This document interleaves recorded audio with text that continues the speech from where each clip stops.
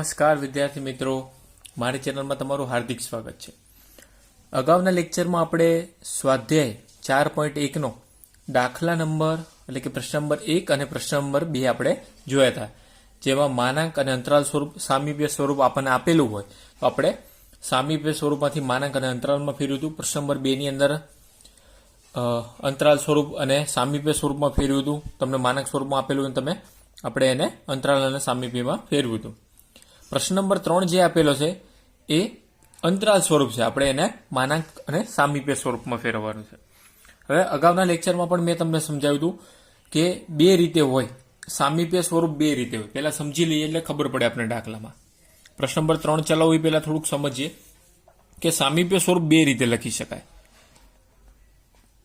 સામીપ્ય સ્વરૂપ મુખ્ય બે રીતે લખી શકાય। કઈ કઈ? એક તો દાખલો જે તમને પ્રશ્ન નંબર 1માં જે આપ્યો છે 1 થી 4 કે ભાઈ આવી રીતના પહેલા નંબરનો દાખલો જોઈએ આપણે। એક ઉદાહરણ તરીકે હું તમને બતાવું તો 0.4 નું 0.4 સામીપ્ય એક આવી રીતના લખવું હોય તો આવી રીતના પણ લખી શકાય।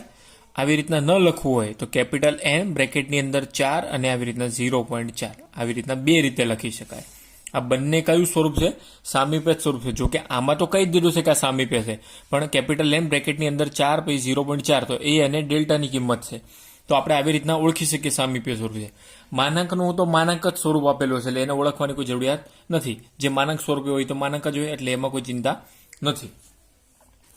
હવે પ્રશ્ન નંબર 3 જોઈએ તો પ્રશ્ન નંબર 3 ની અંદર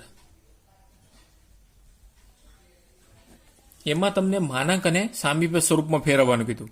તો આપણે શું કરતા હતા? ભાઈ જે શરૂઆતમાં આપ્યું એ હોય ને પછી જે આપ્યું હોય ડેલ્ટા હોય, તો અહીંયા આપણને માનાંક અને સામીપ્ય સ્વરૂપમાં ફેરવવાનું કીધું। માનાંક અને સામીપ્ય સ્વરૂપમાં। હવે જે પહેલા નંબરનો જે દાખલો આપ્યો છે તમને ધ્યાનથી સમજજો। તમને કીધું 3.8 x < 4.8 આ જે સ્વરૂપ છે એ તો આમ તો આપણે ખબર પડી જાય, કેમ કે માનાંક અને સામીપ્ય સ્વરૂપ શોધવાનું કીધું એટલે આ જે આપેલું હોય શું હોય? ઓકે, અંતરાલ સ્વરૂપ। પણ અંતરાલ સ્વરૂપમાં પહેલું હોય એ હોય, બીજું હોય ડેલ્ટા હોય એવું શક્ય નથી। આ સમીકરણ વાળું પદ છે। પહેલું પદ હોય a માઇનસ ડેલ્ટા અને બીજું પદ હોય a પ્લસ ડેલ્ટા। બે રીતે ઓળખી શકાય। એક તો આ રીતની રકમ આપેલી હોય ત્યારે, અને બીજું પણ એક આ રીત છે, ત્યારે બ્રેકેટની અંદર 3.8 ડેશ 4.8 આ રીતે લખેલું હોય તો પણ આ કયું સ્વરૂપ છે? અંતરાલ સ્વરૂપ છે। આ બંને કેસમાં કે જેમાં x આ રીતનો કોઈ સિમ્બોલ યુઝ કરેલો અથવા તો આવી રીતના, કેમ કે જો કેપિટલ N આગળ આવી જાય તો એ કયું સ્વરૂપ થઈ જાય? આમાં અને આમાં કોઈ ફરક નથી, પણ ફરક શું છે? N નો। અહીંયા N લાગે તો એ કયું સ્વરૂપ બની જાય? સામીપ્ય સ્વરૂપ। આમાં N લાગતો નથી એટલે એ કયું સ્વરૂપ કહેવાય? તો કે અંતરાલ સ્વરૂપ। તો આ ઓળખવાની રીત છે। હવે આપણે દાખલા જોઈએ। આ જે રકમ આપી છે 3.8 અને 4.8 એ અને ડેલ્ટાની નથી, તો એ શેની રકમ છે એ સમજીએ। તો પહેલી જે આપી છે એ માઇનસ ડેલ્ટાની આપી છે, તો a minus delta is equal two 3.8 અને જે બીજી કિંમત આપી છે a પ્લસ ડેલ્ટા 4.8। હવે આ બંને પદ વચ્ચે આપણે શું કરવાનો છે? સરવાળો। તો બંને પદ વચ્ચે સરવાળો કરીએ તો ડેલ્ટા માઇનસમાં છે ને ડેલ્ટા પ્લસમાં છે, તો માઇનસ પ્લસ ઉડી જાય તો બચ્યું શું? તો a, બે a છે ને પ્લસમાં છે, બંને પદોનો આપણે સરવાળો કરીએ તો a પ્લસ a, તો 2a is equal two 3.8 plus 4.8 તો 8.6। 2a is equal to 8.6। બંને પદ વચ્ચે મલ્ટીપ્લિકેશન છે, પદ ક્યાં જાય? આના છેદમાં। તો a is equal to 8.6 divide by 2, તો અહીંયા આન્સર આવે a ઇઝ ઇક્વલ ટુ 4.3। આ મળી ગયો આપણને a નો આન્સર। હંમેશા યાદ રાખો કે જ્યારે તમને માનાંક અને સામીપ્ય સ્વરૂપ શોધવાનું કીધેલું હોય ત્યારે તમારે a અને ડેલ્ટા બંને પહેલા શોધવો પડે દાખલામાં। આ જે રકમ આપી હોય એની નથી અને આ જે આપી છે ડેલ્ટાની નથી, એક સમીકરણ છે। આ પહેલું પદ સમજી લ્યો અને આ બીજું પદ સમજી લો। આ તમને પદની સ્વરૂપમાં સમજો, બાકી જરૂરિયાત નથી। જે પહેલું છે એ માઇનસ ડેલ્ટા છે, બીજું છે એ પ્લસ ડેલ્ટા છે, બંને પદોનો સરવાળો કરવાનો છે, સિમ્પલ। હવે કોઈ પણ એક સમીકરણમાં તમે કિંમત મૂકો તો પણ દાખલાનો જવાબ આવી જાય। આપણે પહેલા પદની અંદર કિંમત મૂકીએ એટલે કે a માઇનસ ડેલ્ટા, તો a માઇનસ ડેલ્ટા બરાબર છે 3.8। હવે આપણને દાખલામાં a ની રકમ તો મળી ગઈ, કેટલી? 4.3। તો આ 4.3 મેં અહીંયા મૂકી દીધા. માઇનસ ડેલ્ટાની કિંમત તો નથી આપણી પાસે 3.8. હવે આ ડેલ્ટા માઇનસમાં છે અને આમ લઈ જાઉં છું અને આ બાજુ લઈ જાઉં 4.3 માઇનસ 3.8 બરાબર ડેલ્ટા. તો 4.3 માઇનસ 3.8 કરીએ તો કેટલા આવે? તો કે 0.5 બરાબર ડેલ્ટાની કિંમત પણ આપણને અહીંયા સાથે સાથે મળી ગઈ. બસ હવે શું તો કે માનાંક અને અંતરાલ સ્વરૂપમાં આપણે એને મૂળ ફેરવવાના. તો આપણે અહીંયા એને માનાંકમાં ફેરવીએ. વિડીયોના શરૂઆતમાં જે મેં તમને વસ્તુ સમજાવી એ હજી ન સમજ પડી હોય તો ફરીથી એક વખત વિડીયોને રિવાઇન્ડ કરીને જુઓ કે હવે એ બે વચ્ચે શું કમ્પેરિઝન કર્યું મેં એ સમજો. માનાંક સ્વરૂપની ફોર્મ્યુલા શું છે? તો માનાંક સ્વરૂપની આપણી ફોર્મ્યુલા લખીએ તો કે એક્સ માઇનસ એ લેસ ધેન ડેલ્ટા. હવે આમાં આપણે કિંમત મૂકી દઈએ.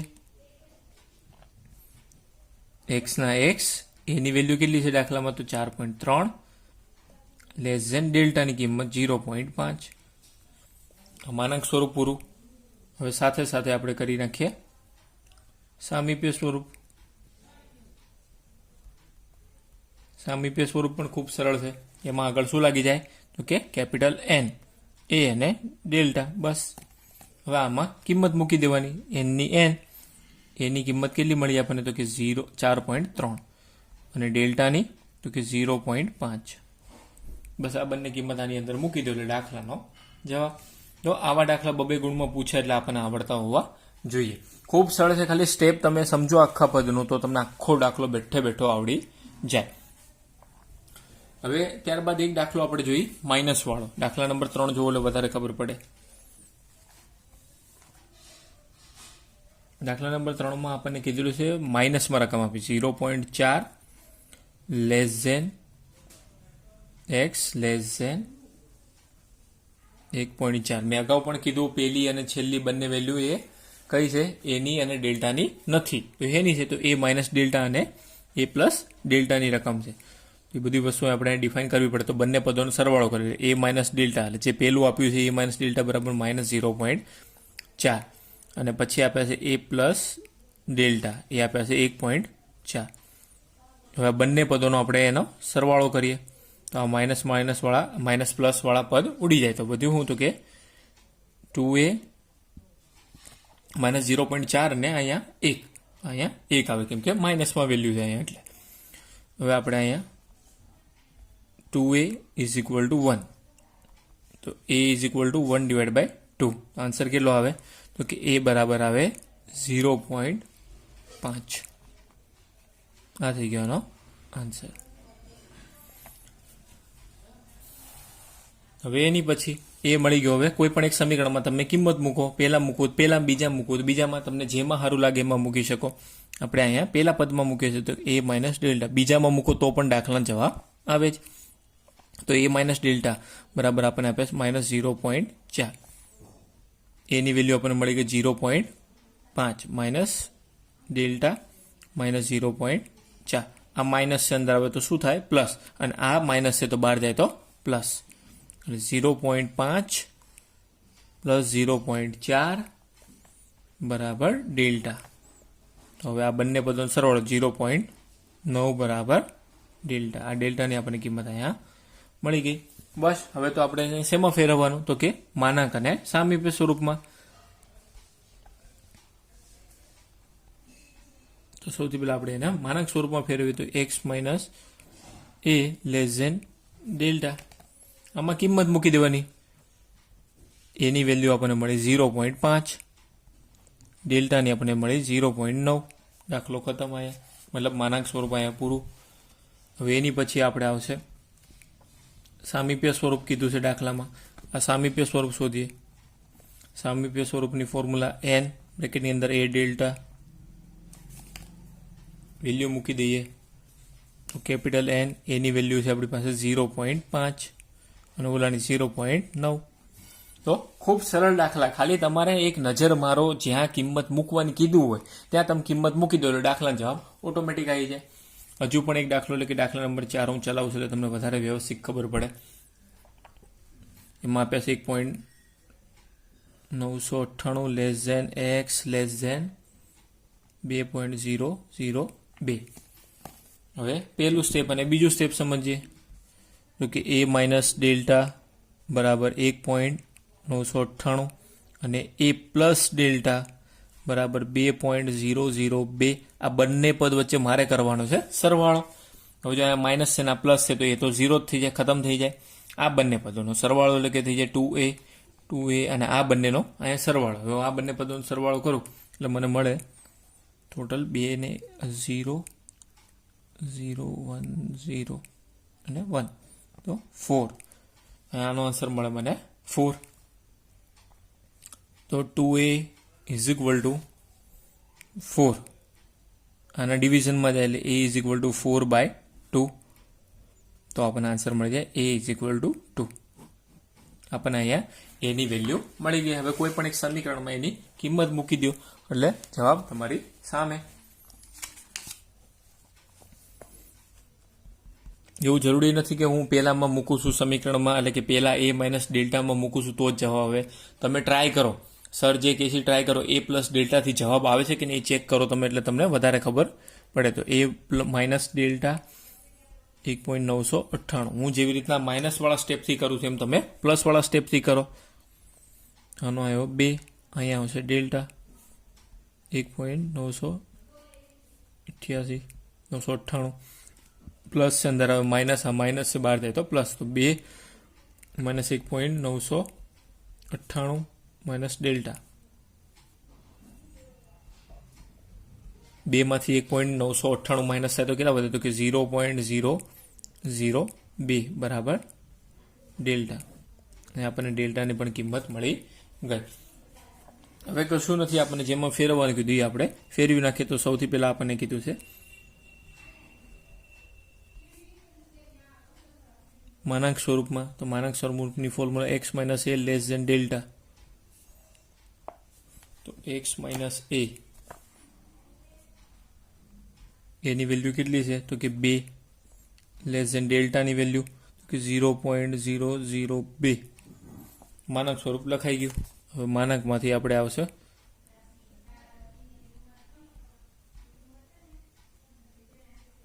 અંતરાલ સ્વરૂપ. હવે અંતરાલ સ્વરૂપની આપણે ફોર્મ્યુલા ખબર જ છે, કેપિટલ N બ્રેકેટમાં a અને ડેલ્ટા n. એની વેલ્યુ કેટલી છે? તો કે 2 અને ડેલ્ટાની વેલ્યુ છે 0.002. આ થઈ ગયો એનો જવાબ. તો આટલી વસ્તુ તમે કરો. ખાસ તો જે પ્રશ્ન નંબર 3 જે આપેલું છે એ જ સમજવા જેવો છે. બાકી પ્રશ્ન નંબર 1 અને પ્રશ્ન નંબર 2 તમે ખાલી 1 થી 2 વખત ગણો એટલે તમને ઓટોમેટિક આવડી જાય. તો આ બધા દાખલાનું રિવિઝન કરવું ખાસ જરૂરી છે. એટલે પ્રેક્ટિસ જેટલી વધારે કરો એટલો ફાયદો તમને થાય. હવે દાખલા નંબર 4 જે આપેલો છે એ દાખલા નંબર 4 બેઠે બેઠો પ્રશ્ન નંબર 1 જેવો જ છે. પણ એમાં તમને મેં કીધું ને અગાઉ કે સ્વરૂપ 2 રીતે આપેલા હોય. જો દાખલા નંબર 3ની તમે વેલ્યુ દાખલા નંબર 4 પ્રશ્ન નંબર 4 જે આપેલો છે, પ્રશ્ન નંબર 4માં જો તમને આ રીતે લખેલું છે n બ્રેકેટની અંદર 16 અને 0.5 એવી રીતના આપેલું છે ચોપડીની અંદર. એટલે એનો મતલબ એમ કે તમને જે સ્વરૂપ આપ્યું છે એ કયું સ્વરૂપ છે? કયું સ્વરૂપ? તો કે સામીપ્ય સ્વરૂપ છે. તો આ રીતની પણ હોય. અને પ્રશ્ન નંબર 1માં 4 રકમ કેવી છે આના અનુસંધાનમાં. પણ પ્રશ્ન નંબર 4 જો પ્રશ્ન નંબર 1માં બધી રકમ આવી છે, પણ પ્રશ્ન નંબર 4માં આ રીતની રકમ આપેલી છે. એને તમારે અંતરાલ અને માનાંક સ્વરૂપમાં ફેરવવાની છે. એટલે કે દાખલા નંબર પ્રથમના જે 1 થી 4 આપે છે સેમ ટુ સેમ એ જ રીતે કરવાનું છે, બીજો કોઈ ફરક છે નહીં.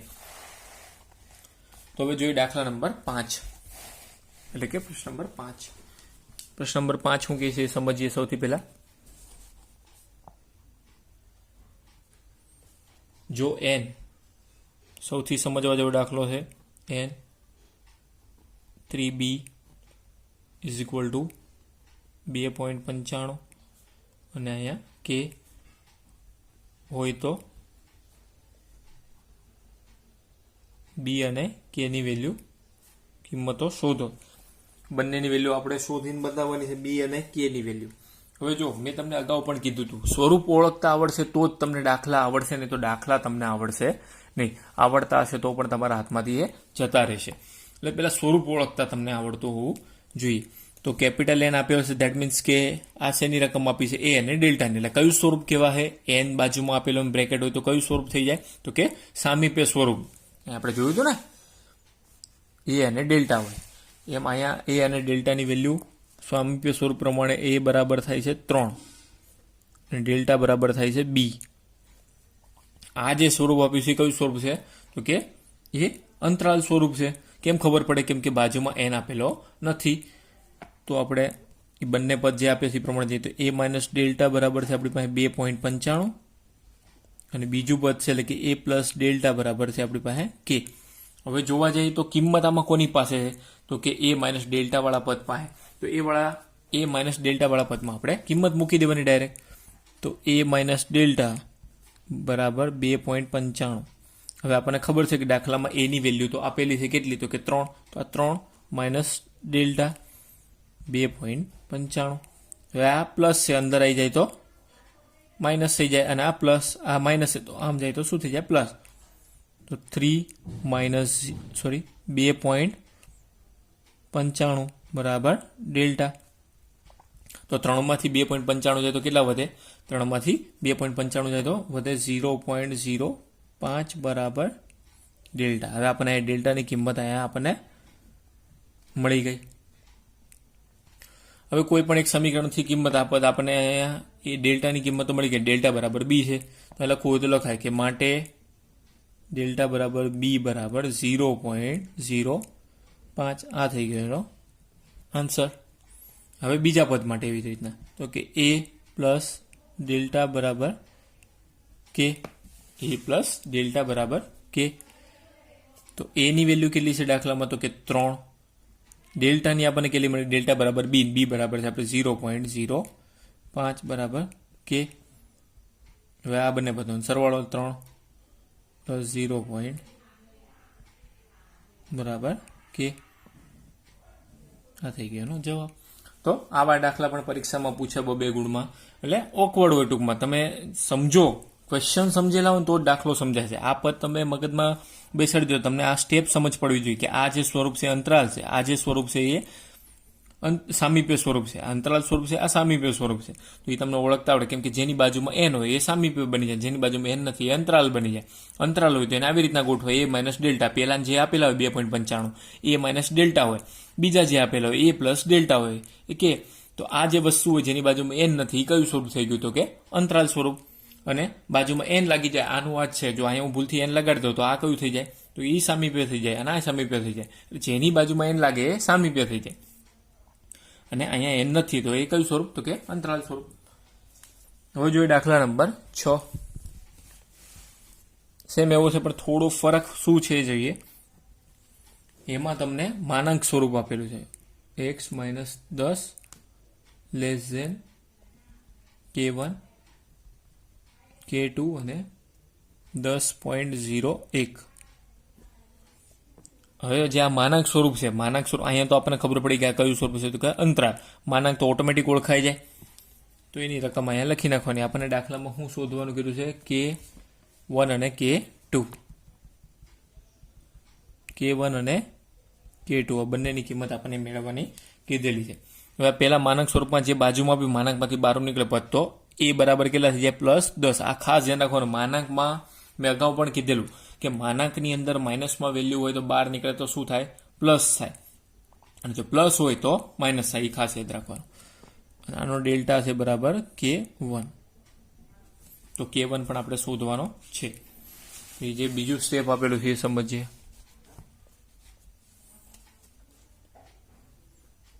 જે બાજુમાં આપણને સ્વરૂપ આપ્યું છે એ માઇનસ ડેલ્ટા